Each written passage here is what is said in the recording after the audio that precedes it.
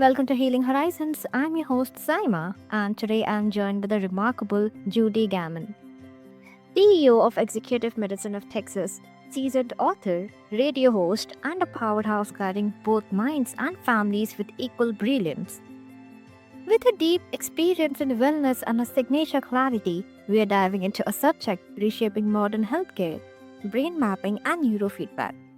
So, this is where science meets self awareness and where technology helps us understand the mind in ways once unimaginable. So, Judy, welcome to the show. Oh, thank you so much for having me on. And this is a great topic for us to discuss today. I'm excited about it. You're warmly welcome. It's very honored to have you here. So, Judy, let's start with brain mapping often feels like a futuristic concept. So, how would you explain what it truly reveals about our cognitive and emotional patterns? Well, I think the thing that we should probably start with is, why do people get brain mapped? And is it something that's going to become part of the future? I do think it's going to become part of the future. We're doing it at Executive Medicine of Texas, but we've always been doing things a few years before they kind of hit the mainstream. And the good thing about this brain mapping, we happen to use the Wavy system, is that it uses encephalography. That's a mouthful. Which is just a fancy way of saying EEG. A lot of people know what an EEG is. It measures brain activity and waves and things like that in the brain. But it uses an EEG to really see how the brain is reacting and how it's working in conjunction with the heart rate. So while we're doing this, we put a cap on somebody, we attach these electrodes, put a grounder on their earlobes, and then we have them close their eyes, open their eyes, do a variety of different tasks, and it looks at how the brain is connecting, and then maybe where it's not connecting the way that it should.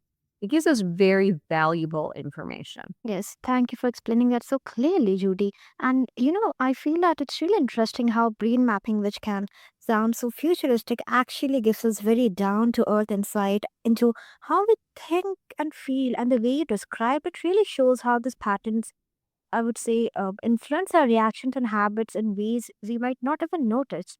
So, now building on that, is there usually one finding that surprises people most when they see their own brain map? Well, I think looking at a color-coded picture of your brain is quite fascinating. You know, the way our system works, green is good and red is bad. And yellow is kind of, well, there's something going on, but it's not quite as bad as the red color. The red color means that the activity we're hoping to see in that region of the brain isn't happening. And an interesting story of how we got into this, I'll share briefly with you.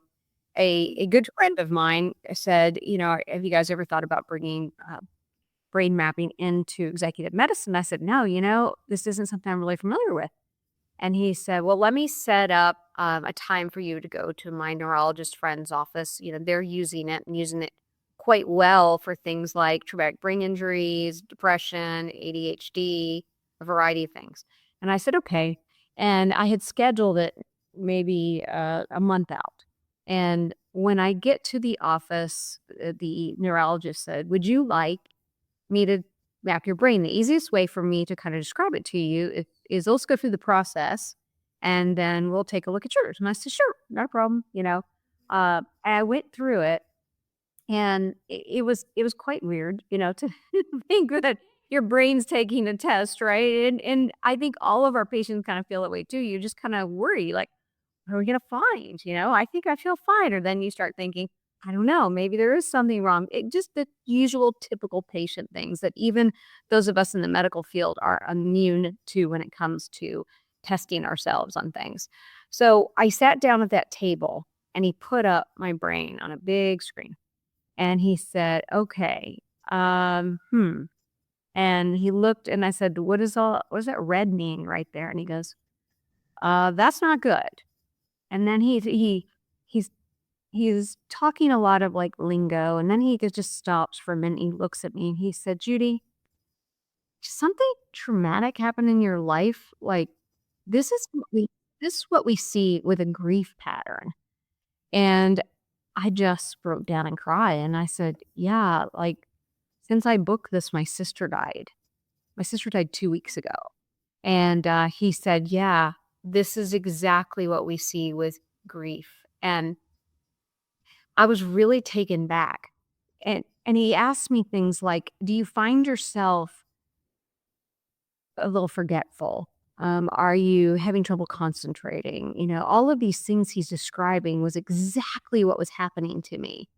And he said that when we go through grief, especially when we go through traumatic grief, that our brain actually starts to heal, needs to heal. The body and the brain need to heal. So just like as you can imagine, would happen with any type of machinery or whatever, the brain starts to focus on certain parts and shuts down other parts that just seem to be too much. For example, when you have your computer open, you have a lot of tabs open. The one that's pulling and taking the most energy to run is going to run, and everything else is gonna kinda slow down a little bit. And that was what was happening with me. I was experiencing this grief, and my brain, parts of my brain just couldn't function because it was on overload, just trying to make sense of and heal a deep, deep grief wound. So this really, of course, sold me on this concept. And I thought, oh my gosh, this is such a great application. But then I said, yeah, but what am I going to do about it? Because we don't ever want to do something with a patient and say, here's your problem without being able to say, but we have a solution or there's hope for this. And he said, oh no, this is good that we know this because now we know how to move forward. And then he told me about neurofeedback. And so I went straight from the brain mapping and the diagnosis of the grief and really seeing what was going on to 2 weeks of neurofeedback. And we can talk a little bit more about what that does. And then I repeated the brain map and I could visually see progress. And that was so healing in a whole nother way because okay, I'm not a lost cause. These things are going to get better. There is hope out there. Yes, that's really interesting, Judy. Especially how you mentioned people reacting to the color coded map, seeing their own brain activity laid out like that really makes everything feel much more real and often gives them a clearer sense of what's actually going on, which explains like why it can be so surprising. And speaking of that deeper understanding, neurofeedback is gaining attention as both therapeutic and performance enhancing tool. So can you share that like, what makes it so effective across diverse needs? Yeah, I mean, we're using it for like ADHD. We're using it for, like I mentioned, traumatic brain injury. So our athletes that we see have really good progress with neurofeedback, and there's just so many uses that's quite amazing. Neurological disorders of all types. So how that works, and it's fascinating, and yet it's simple is that we put electrodes on the head. Again, you're laying down or you're in a relaxed position and you're listening to music. And when the music, when your brain isn't connecting the way it really should, the little synapses are not connecting, or there's an area which something we might see on a brain mapping, which is red or yellow. When it picks that up on the EEG while you're listening to the music, it makes the music skip or become staticky. And the thing about static is if you think about how many times have you ever been in a car or been somewhere where you're tuning into the radio and then maybe you drive through the mountains and it starts getting staticky or it makes that terrible sound. You automatically, your first response is, oh, turn it off, because we can't take it. We can't stand it. The brain has to work really hard when there's a gap in information or there's a skip in something like music. We anticipate what that sound's gonna be, and then when it doesn't happen that way, or it is a feedback that is undesirable to us, like the static, then the brain automatically wants to fix the problem. So sometimes, like for me, when I was getting it, the technician said, "Can you hear that?" And I'm like, "No, I didn't hear anything." My brain was so much entangled in grief that I didn't hear the skips. and I didn't hear the static. My brain heard it, but I didn't cognitively think about it. So as I went through this, I'm like, oh, like maybe I don't know. I was in 3 or 4, session 3 or 4, maybe 5, and I said, "Oh, it's skipping now. I hear the static, it's working." And they're like, "No, it's been working all along. It's just that you weren't able to detect it, and now you can detect it."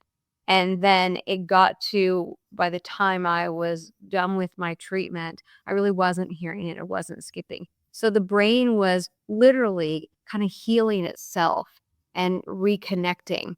It's just absolutely fascinating, and the results we've seen have just been incredible. And the best part about all this is that how many times do we turn to medications?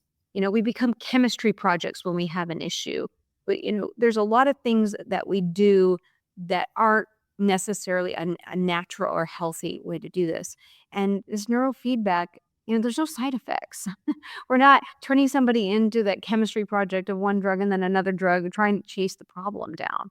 We're actually able to help with, the headaches you get from TBI, the inattention that sometimes these kids are put on all kinds of medications for.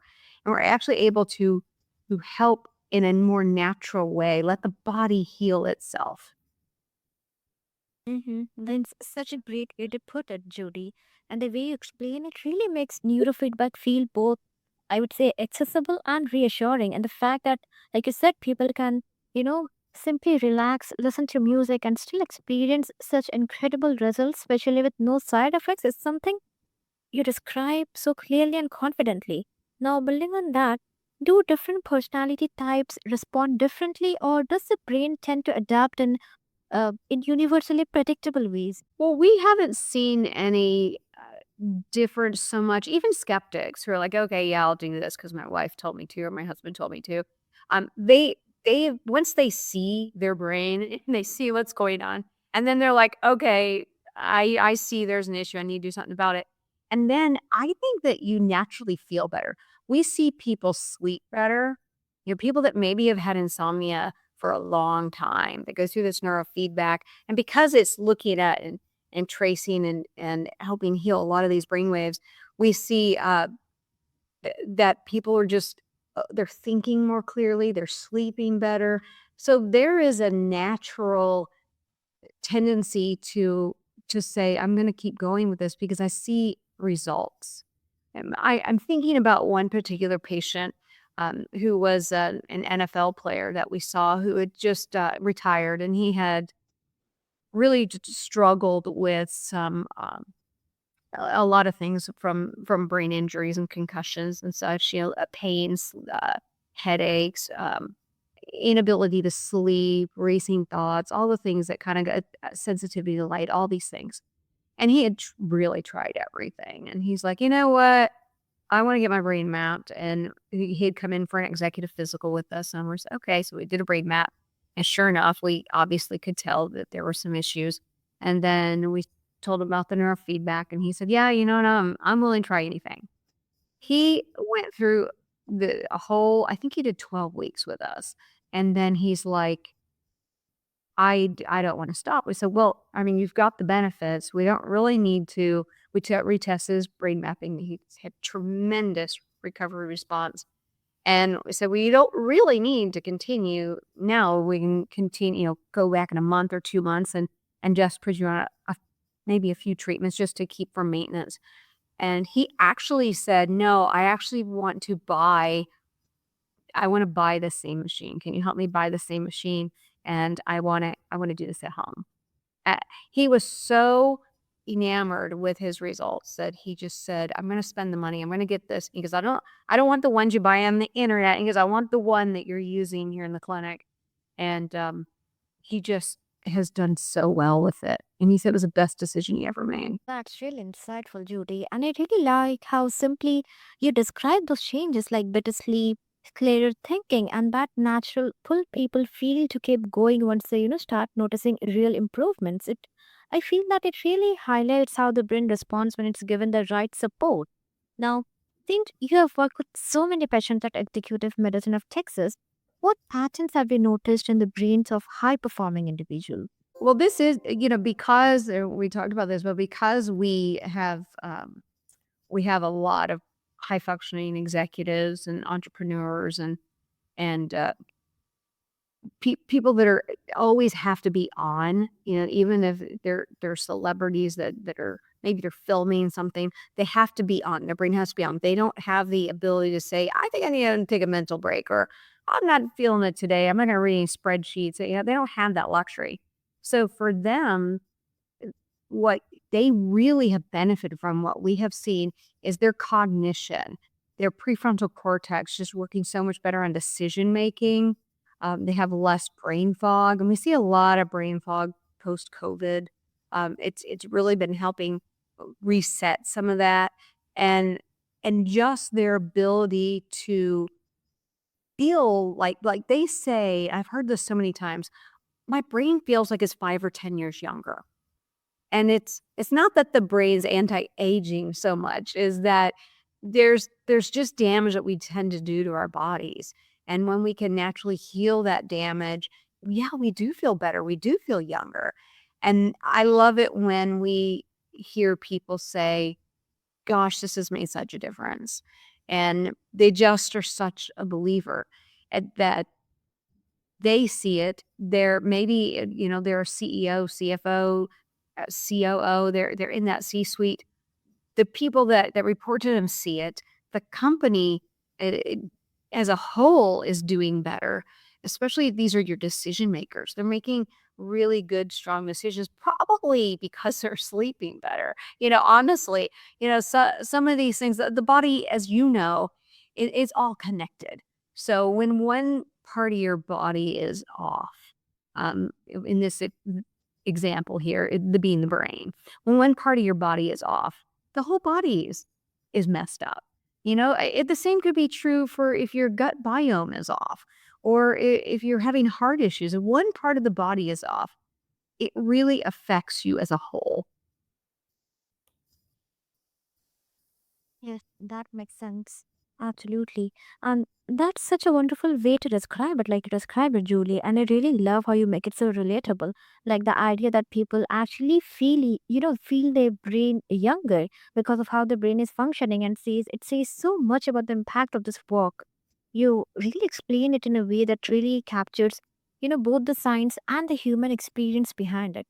Now, for someone curious but maybe little intimidated by these advanced tools, what would you say is the easiest entry point to begin exploring brain optimization? Well, I think there's a kind of a do and don't list. But with today's social media and such, there's a lot going on. People are trying to sell you stuff all the time. There's commercials for this supplement and that supplement, and I think if you're starting to think about, what do I want to take or what do I want to do to enhance my brain, or to help my cognition, or to get better sleep, or any of these things, is first you have to know what you're dealing with. This is why I like the brain mapping with the neurofeedback, Yes, because sure. you know what you're dealing with. When you're blindly saying, "I'm going to take this supplement," or "I'm going to order this tool off of social media," you don't know what you're dealing with. So here's a really good example with that. If you take somebody who says, you know what, I'm feeling sluggish, my brain isn't working right, and they order one of these tools on the internet, or they're gonna do the vagal thing, which I do think there's some benefit to that. If they do that, but we don't know, for example, do they have a micronutrient deficiency? You can do all of these tools, and you can go down all these roads to fix your issue, but if you don't know what the underlying cause is, then that's where you kind of get into trouble, and you end up spending a lot of money, and you end up disappointed. That's a helpful way to break it down, Judy. And I really appreciate how you make something that can sound so technical feel totally approachable. And the way you explain those first simple states really takes the fear out of the process and shows people that brain optimization doesn't have to be overwhelming or complicated. And you have a gift for making these ideas feel accessible, I would say. Well, thank you so much. It's such a pleasure to be on and be able to share this knowledge. I think in the world, we all kind of know things in our own little corner. And the more we can share with one another, the more we can enlighten one another. And I've just been enlightened so much listening to other podcasts, yours included, by things that guests have said. And I love that we're all sharing our knowledge so freely. Absolutely, Judy. Thank you for illuminating a space where science becomes deeply personal and profoundly empowering. And for everyone listening out there, consider this your invitation to understand your brain not as a mystery, but as a partner, whether through mapping, neurofeedback, or simple daily habits. Your brain is capable of remarkable transformation, and the first step begins with curiosity for sure.